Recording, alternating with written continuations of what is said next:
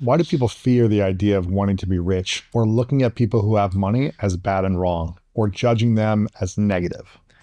Well, I think there's a few reasons why. I'm going to start with our own money traumas. If you grow up and your parents tell you, we can't afford this, we don't have money for this, that's too much money, that's only rich people stuff. Now, all of a sudden, you grow up believing that I don't have the ability to have these things, and the people that do are rich people. Now, maybe you grew up hearing that rich people are great and they have the money to do that, but most people don't. There's a lot of vilification around this idea of, oh, they must have done something bad, slimy, sleazy, or not nice to achieve that money. Let's reframe this. What if you grew up being told, we can't afford it yet. We don't have the money yet. It's too much money today, but if we do this, this, and this, we will be able to comfortably afford this. Now we start to reframe how we think. And the problem is a lot of times we grow up with these traumas that money is bad, evil, and then we comfort ourselves by saying the people that are affording it are bad, because now we have these insecurities around money because why can somebody like me who works hard, got a good degree, checked all the boxes, how come I can't do it? But they can. This guy without a college degree has a lot of money.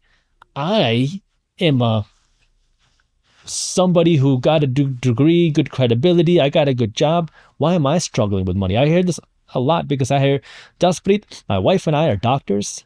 We make $500,000 a year. We have zero assets. What is going on? And then I start looking at their numbers and I see, okay, you got a Benz, you got a Range Rover. You guys are traveling on these nice vacations, first class, multiple times a year. You're staying at the nice hotels. You're always buying the organic blueberries. And it's like there's a lot of different things. And you realize, oh, it's not just how much money you make, it's what you do with that money. And now when you start to just create that tension, you start to realize, oh my God, I can't ever have these nice things. Money is bad, it's evil. Well, now let's reframe that and understand how money plays a part in your life, because the reality is it costs money to eat and it costs money to feed other people. Money is a part of life. You want to pay your bills? You got to have money. If you don't believe me, call up your bank and say, hey, I don't got money. Can I give you a hug this month? They're not going to like that very much. No. But once you understand that money is a part of life, you can then realize it's not the only part of life. Because, and you and I have talked about this before, that if you really want to live a happy and fulfilled life, you need to be physically fit. You need to be mentally fit. You need to be spiritually fit, but also financially fit.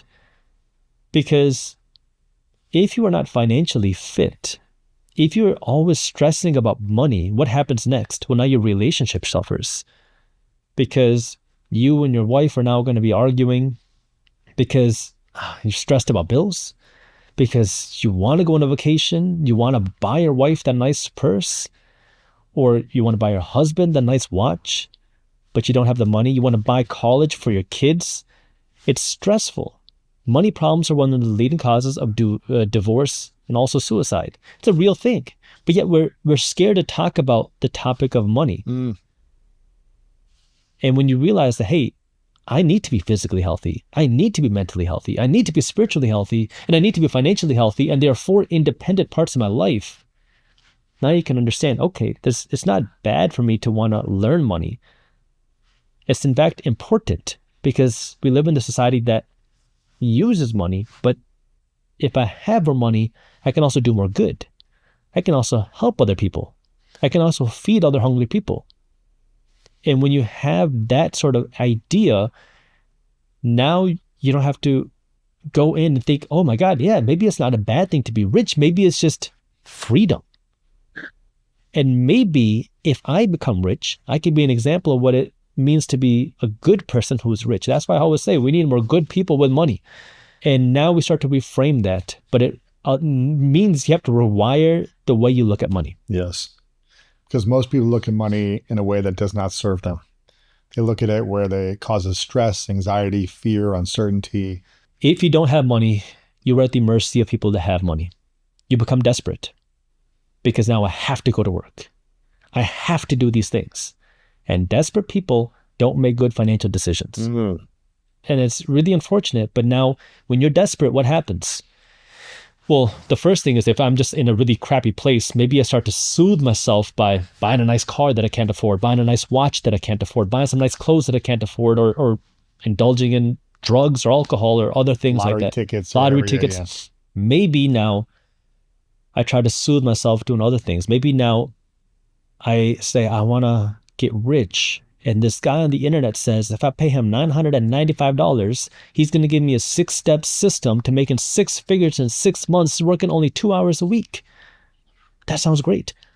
Or maybe if I just throw my money into this cryptocurrency, into this hot stock that everyone's talking about, I'm going to be able to double my money in 12 months. And now we get caught up in this idea of fast money because I'm desperate. I'm in pain.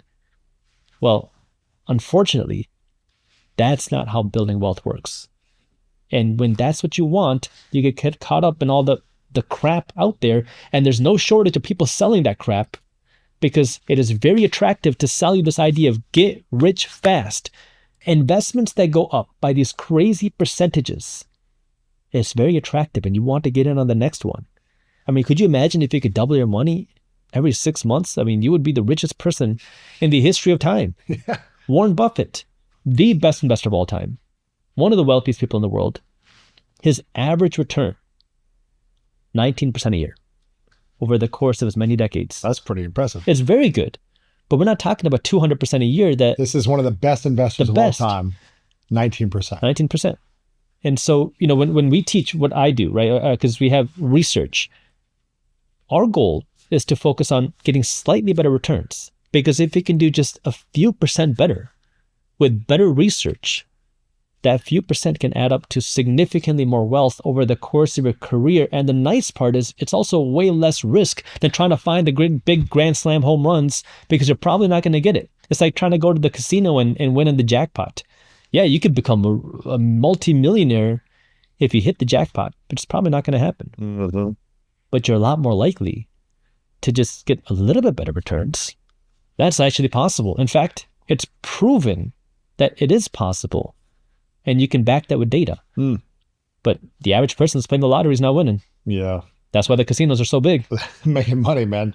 The hope, the idea of potentially hitting. I want to go back to these 3 kind of principles that you have. The first one is how to get money. Yeah. And we've talked a lot about that now. What did you say the second one Second was? one is growing the money. So now you got the system, okay? Yeah. You're out of the financial danger zone and you are putting money aside to invest, maybe 75, 15, 10, whatever. Now we talk about how do you invest your money? How do you actually grow that money? Because like we talked about, what wealthy people do is not work for money. They make their wealth by having their money make them money. So where do you invest? And, you know, the first thing everyone talks about is the 401k. And I'm going to talk about this now as one group called the hope and pray method, because the average person doesn't grow up learning about money or investing. So the hope and pray method is, Jaspreet, I own a house, so I should be good, right? Well, number one, your house is not going to feed you. It's not going to put money in your pocket. If your house goes up in value and you sell it, it'll put money in your pocket, but you no longer own your house. If you do a cash out refinance, it'll put money in your pocket, but you have to pay that back plus interest. Problem number 2 with your house is, well, if your house goes up in value, you have to pay more fees, property taxes and insurance. Problem number 3 is houses don't always go up in value. Remember the 2008 crash, house prices went down. The second hope and pray person is, I've never had to manage my money before. There was an article that I was reading recently, I forgot who published it, and it said the demographic of people in the United States that are facing the biggest threat in our economy right now are single women. Why? Because we're seeing more and more single women who had some sort of story along the lines of, my husband used to manage the money. He used to make the investments. And he's not in the picture anymore. Maybe we got a divorce, passed away, whatever the story is.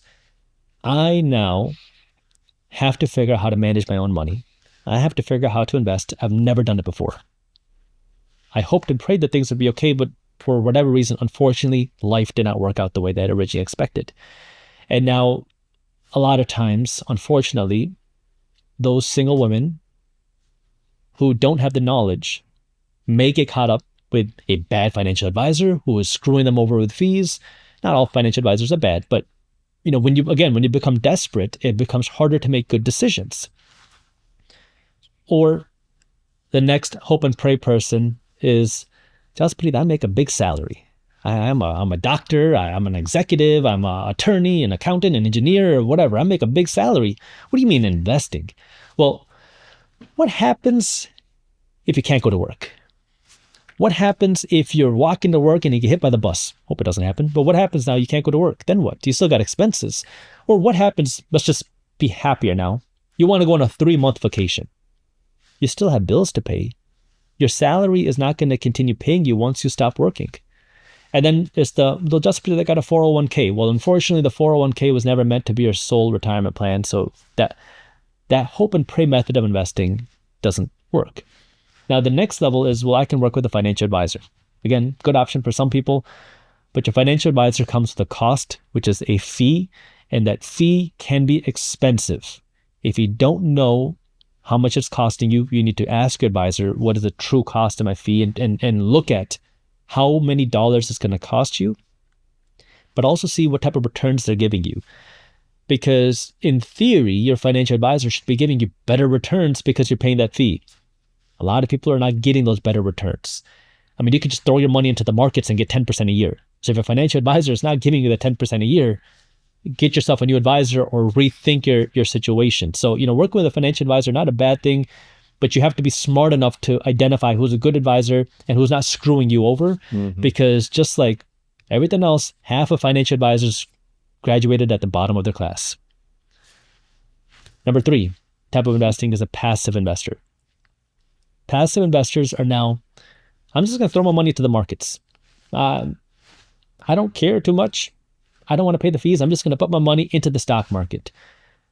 We have seen the stock market grow by around 10% a year over the last 100 years. And I'm not saying go find the next Nvidia or Tesla or Amazon.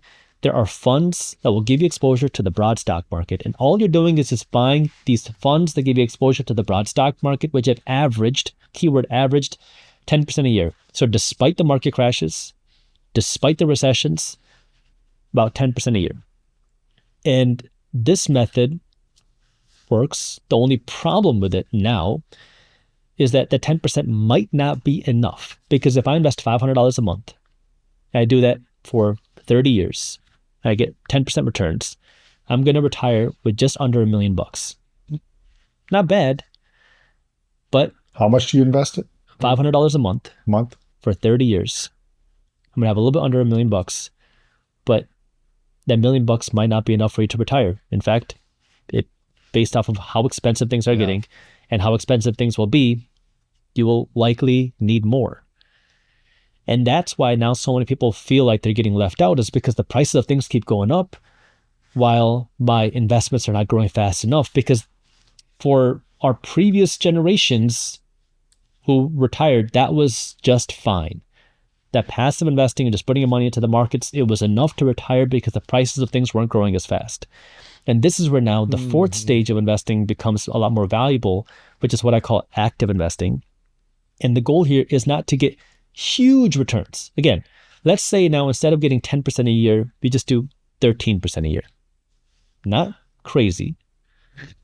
Well, now if you invest the same $500 a month for 30 years, and now you can average 13% a year, just slightly better. And yes, it is possible, not through luck, but through research. Well, now you're not going to retire with $1 million. You're going to retire with a little bit over $1.75 billion. All you did was change where you invested with a little bit better research, because now you're investing based off of where the money is moving. Because if you can identify where money is moving in the economy, I'll give you an example. Pandemic hit, and what did everybody do? Everybody got a cat or a dog. Well, what does that mean? Well, if people are getting more cats than dogs, people are buying more pet products. They're buying more pet care. That's what we call a shift, a money shift. More specifically, at my firm, we call it a Main Street shift, because now the average person is just buying more pet stuff. Well, if you can identify that, that creates investment opportunities, and now you can invest your money where the money is going. And if you can invest your money where the money is going, now you can get slightly better returns, which compounded over time can lead to significantly more wealth without devoting your life to being a researcher. This is why, like we were talking about, I started hosting more and more live events, virtual events, to teach what's happening, because every month things are changing. So Yes. our next one is on March 18th. And I'll give that link to you if anybody would like to join. It's free, it's virtual, to join on this live event. But that's what active investing is all about, is trying to identify where money is moving for the slightly better returns. And if you can do that, it does take more time and work. It comes with more risk, but you have the potential for significantly more wealth. Yeah. This is all number 2 still. Well, number 2. Now we get into the number 3. Okay. How do you protect your assets? How do you protect it? So now that you've started to build wealth, you have to start thinking about preservation of wealth and protection of wealth, because when people realize you have money, they're going to want to take a piece of it for themselves. So let's just talk about taxes. One of the biggest expenses for people, especially in the United States, but really around the world, it's taxes. Because now when you go to work and you get paid, you got to pay your income tax. When you get paid from your job, you also got to pay your payroll tax. That's your Social Security, your Medicare. When you buy a house, you pay a property tax. You go to the grocery store, you got to pay a sales tax. You buy a stock and you sell it for profit, you pay a capital gains tax. If you die with a lot of wealth and you pass it on, you got to pay an estate tax. We now have to think about tariff taxes. If you are a corporation, you have to think about corporate taxes. Depending on where you live, like California, you have to think about state and local taxes. And then we have the other taxes, which could be your cigarette taxes, your alcohol taxes, your toll taxes, and it goes on and on and on, but I just kind of bucket them all into one because we could be talking about taxes forever. So there's a lot of taxes that you have to pay, and I'm telling you this as a licensed attorney, who's not your attorney, but there's a lot of different types of taxes. So now the question is, what can you do legally to pay less money in taxes? Keyword legally, because Warren Buffett, we've been talking about him, he was one of the wealthiest people in the world, but paid a lower tax rate than his secretary. How's that possible? Because you are not taxed based off of how much money you make.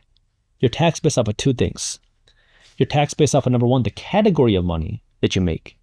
And number 2, the taxable income that you have. Not your income, your taxable income. So What's the difference between income and taxable income?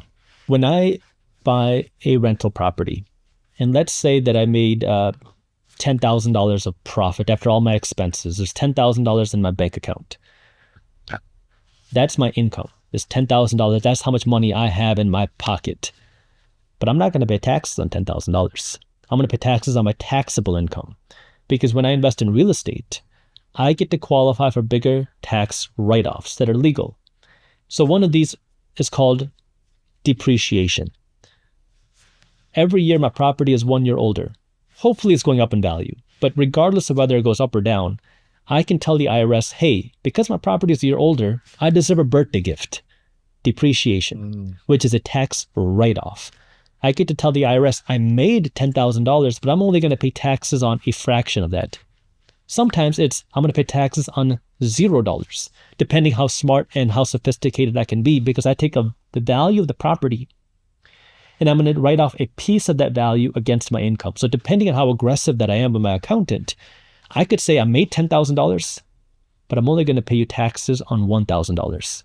So now my tax bill goes from way up here to way down here just because of the way that I filed my taxes.